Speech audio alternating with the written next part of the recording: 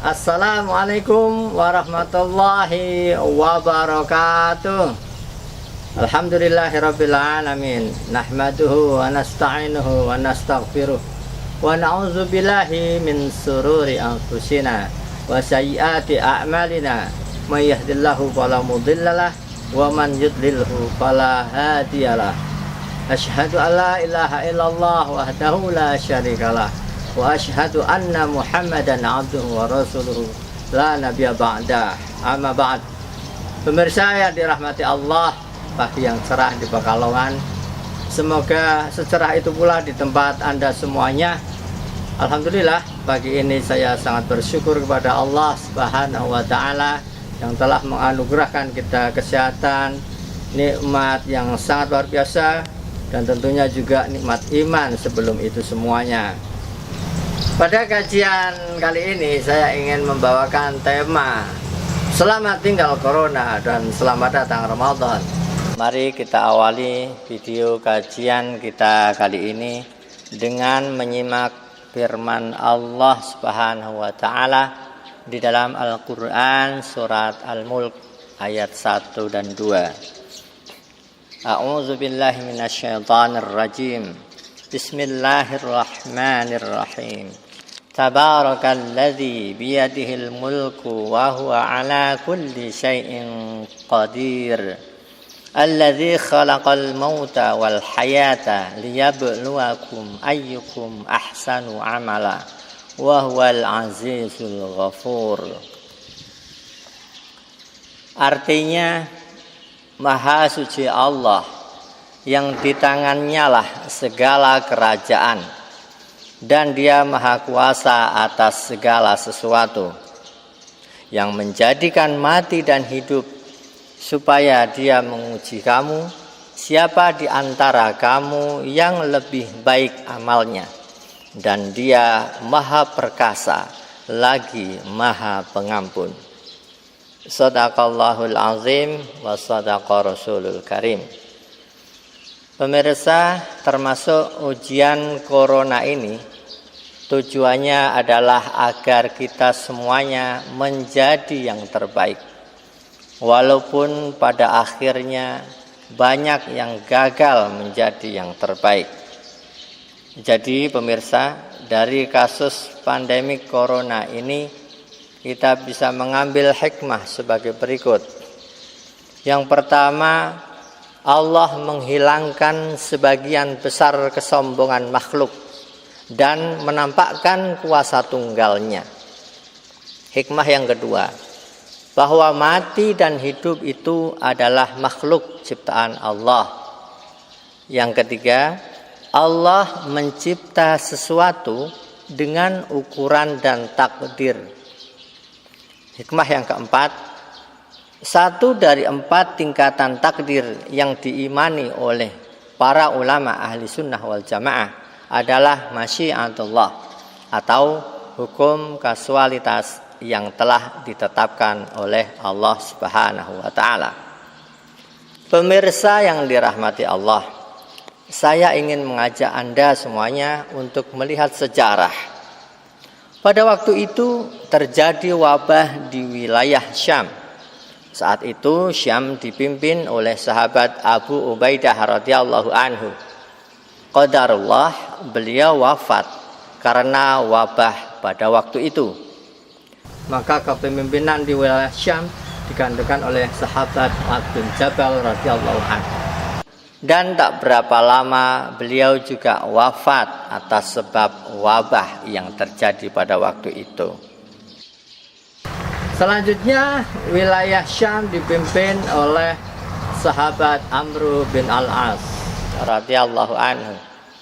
Naluri kepemimpinannya membuat beliau gelisah atas wabah yang melanda negerinya, terutama nasib rakyat yang dipimpinnya banyak yang meninggal karena wabah.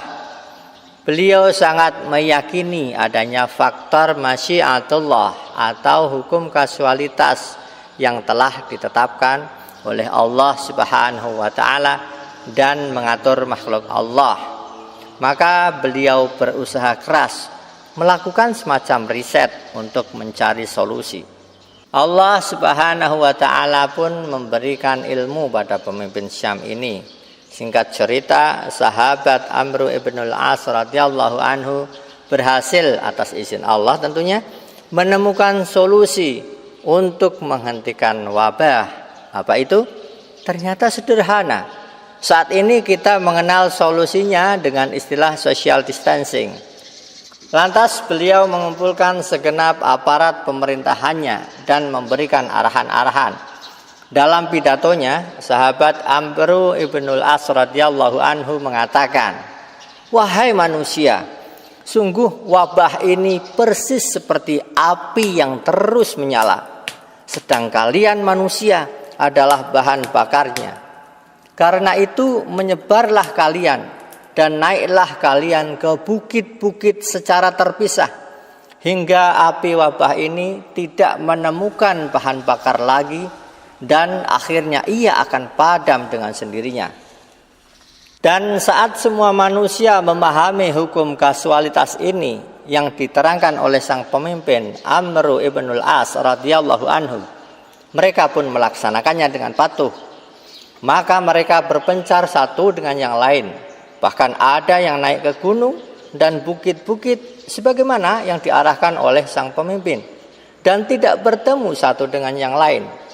Maka mereka pun pada akhirnya selamat, dan Allah pun mengangkat ujian wabah tersebut.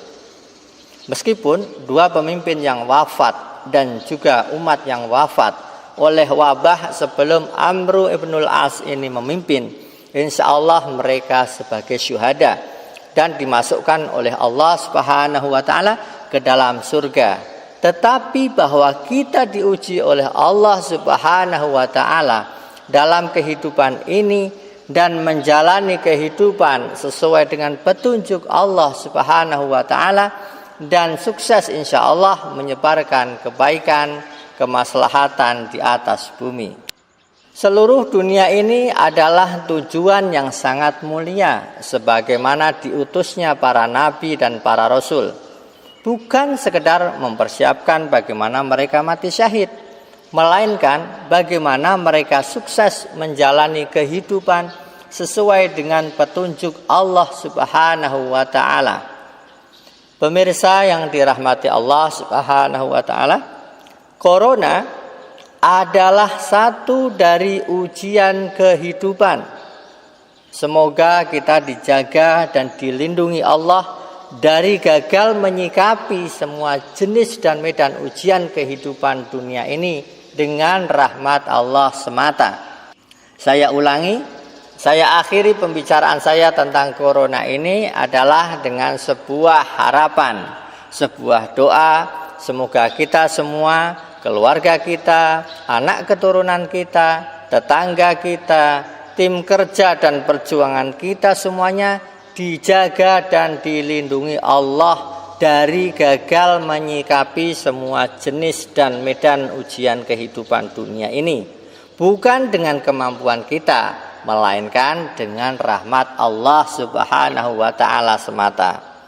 Pemirsa, demikian pembahasan bagian pertama dari tema kita kali ini, dan saya mencoba menyambung dengan bagian kedua, yaitu selamat datang ya Ramadan.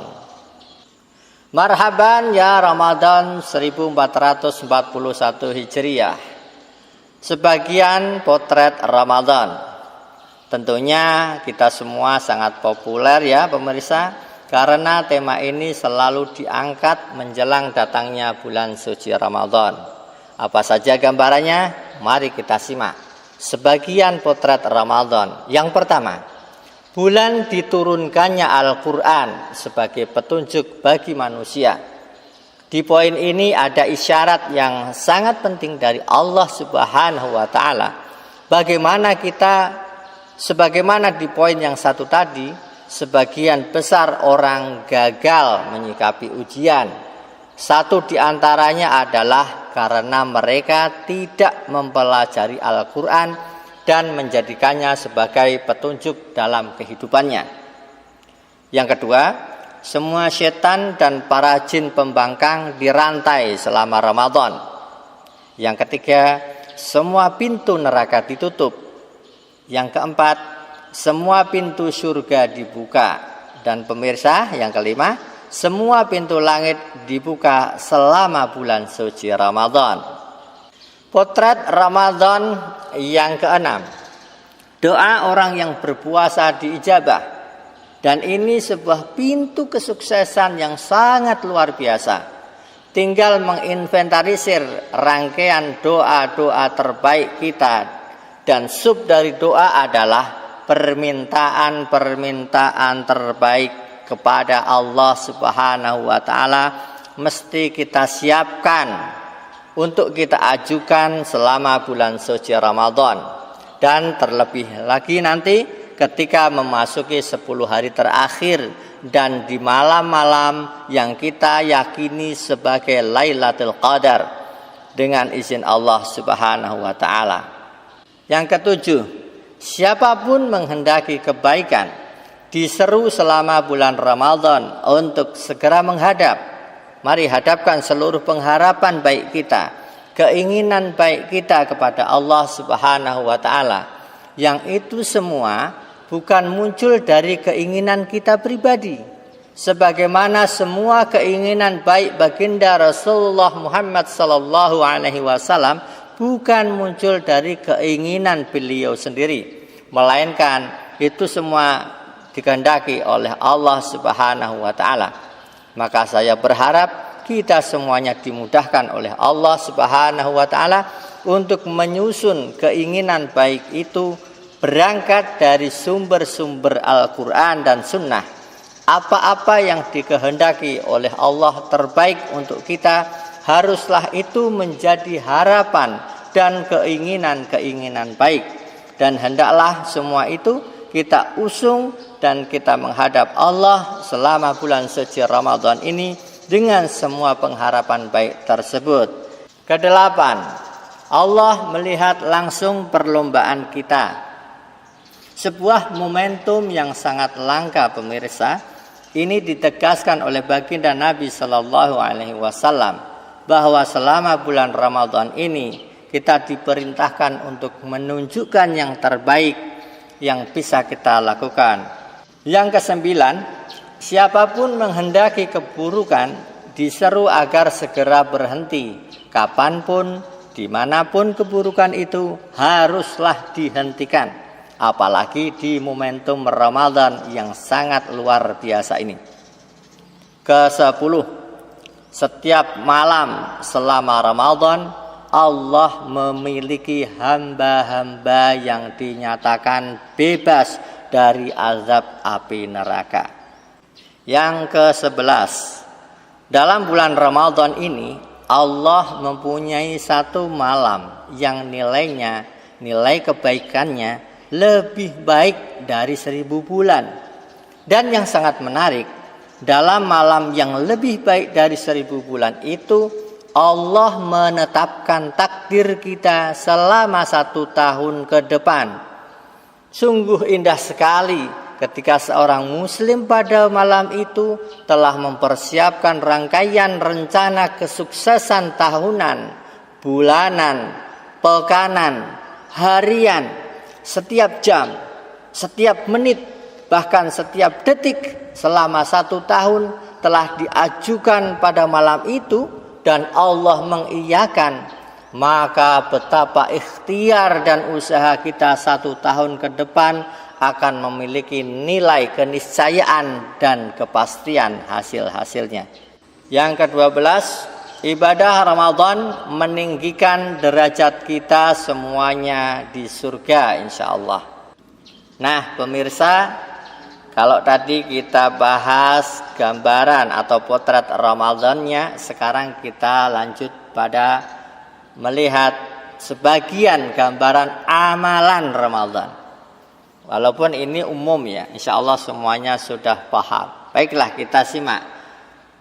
Gambaran amalan Ramadan. Yang pertama puasa. Yang kedua malamnya qiyamul Ramadan, menghidupkan malam-malam Ramadan. Yang ketiga tadarus Al-Qur'anul Karim. Sebagaimana dilakukan oleh baginda Rasulullah sallallahu alaihi wasallam. Bahkan beliau didatangi oleh Jibril setiap malam untuk tadarus Al-Quran. Yang keempat, zikir, doa, dan meminta kepada Allah Subhanahu wa ta'ala apa yang terbaik untuk kita. Dan ini salah satu pintu perubahan terbesar kita dalam diri orang-orang yang kita cintai, bahkan kota di mana kita tinggal. Layaknya Nabiullah Ibrahim alaihissalam dalam membangun kota Makkah dan Nabi Muhammad sallallahu alaihi wasallam dalam membangun kota Madinah. Pintu utamanya adalah doa dan permintaan kepada Allah Subhanahu wa ta'ala. Amalan kelima adalah memperbanyak bersedekah dan infak. Sementara itu amalan yang keenam, ini amalan yang luar biasa, umrah di bulan Ramadan. Kita berharap pemirsa yang dirahmati Allah Subhanahu wa ta'ala, corona segera berlalu dan kita kembali bisa bersegera memenuhi panggilan Allah Subhanahu wa ta'ala untuk umrah dan haji insyaallah. Kemudian amalan yang ketujuh, i'tikaf dan meningkatkan ibadah di 10 hari terakhir. Baginda Nabi Muhammad sallallahu alaihi wasallam mengalami 9 kali Ramadan sepanjang hayatnya.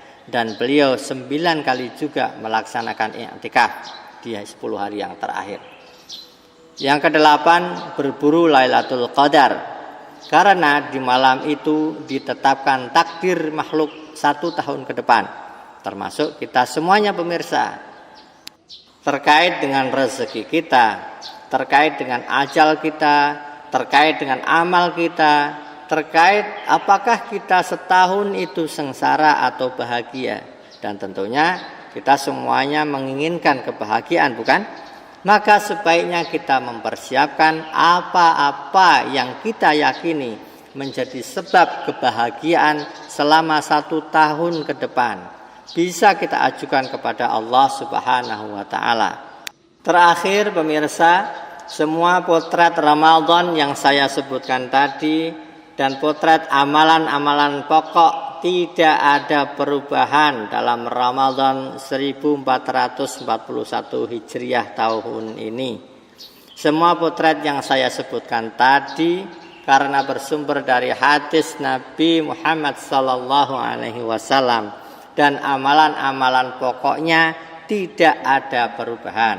Yang mesti dirubah pemirsa, cara kita melihat, terutama pada potensi hasil-hasil. Cara bersikap kita terhadap itu semua, ini yang mesti diubah.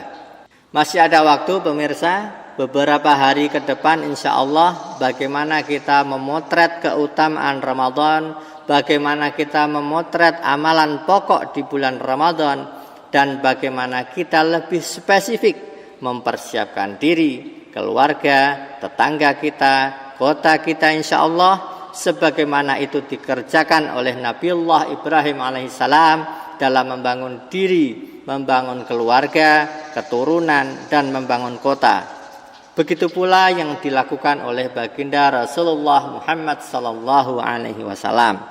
Dua tokoh ini akhirnya bisa menjadikan kota yang mereka bangun sebagai titik tolak untuk punya pengaruh kebaikan di seluruh dunia dan di hari kiamat. Saya berharap mudah-mudahan pemirsa yang dirahmati oleh Allah, Ramadan tahun ini benar-benar kita persiapkan. Mumpung banyak peluang hari ini dikarenakan kita semua tidak keluar rumah. Perbanyaklah membaca buku, perbanyak mempersiapkan proposal yang terbaik, dan mudah-mudahan sekali lagi Allah Subhanahu wa ta'ala dengan rahmatnya memudahkan dan membantu kita menyempurnakan usaha-usaha kita sehingga Ramadan tahun ini benar-benar berbeda insya Allah. Demikian video kali ini, semoga bermanfaat untuk pemirsa semuanya. Saya berdoa kepada Allah Subhanahu wa ta'ala agar Allah menyampaikan umur kita pada Ramadan. Billahi taufiq wal hidayah. Wassalamualaikum warahmatullahi wabarakatuh.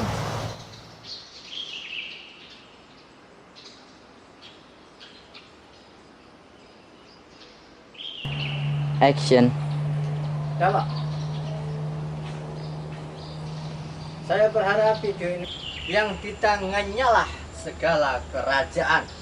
Saya berdoa kepada Allah supaya Allah rapi. Kat. Ada motor lewat.